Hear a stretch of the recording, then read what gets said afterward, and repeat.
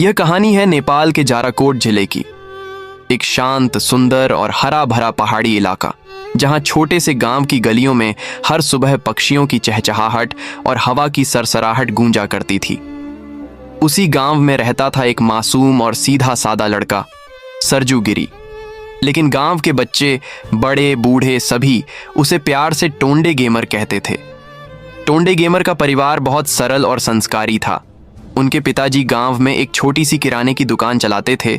दादाजी एक अनुभवी किसान थे और माँ बहुत ही ममता भरी महिला थीं। भाई भी उनका बहुत साथ निभाता था। गांव में उनका मान सम्मान था और घर में सब कुछ ठीक चल रहा था। लेकिन सुख की यही रेखा ज्यादा दिन टिक न सकी। एक दिन गांव में अचानक सामाजिक अशांति फैल गई। हालात इतने बिगड़ गए कि हिंसा भड़क उठी। उसी अफरा तफरी में टोंडे गेमर के पिताजी की हत्या कर दी गई और उनकी दुकान को आग लगा दी गई। वो आग केवल दुकान को नहीं जलाकर ले गई, बल्कि पूरे परिवार की जिंदगी को राख कर गई। इस दिल तोड़ देने वाली घटना के बाद उनका परिवार गांव छोड़कर नेपालगंज नाम के एक कस्बे में आ गया। यहां उन्होंने 2 कमरों वाला एक छोटा सा मिट्टी का घर बड़ी मुश्किल से खरीदा। पिता की मौत का गम सबसे ज्यादा उनकी मां को हुआ। वो जैसे अंदर से टूट गई थीं। दीवार की ओर टकटकी लगाए घंटों बैठी रहती, कुछ बोलती नहीं थीं, कुछ करती नहीं थीं। घर जैसे एक चुप्पी में डूब गया था।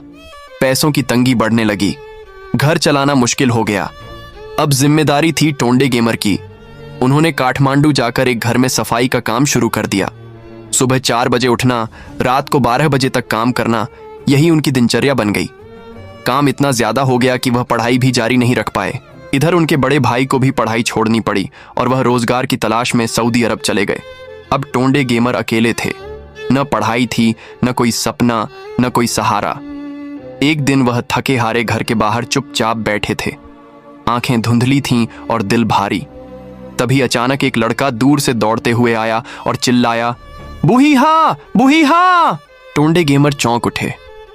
क्या यह कोई नई उम्मीद थी? क्या टोंडे गेमर की जिंदगी अब बदलेगी?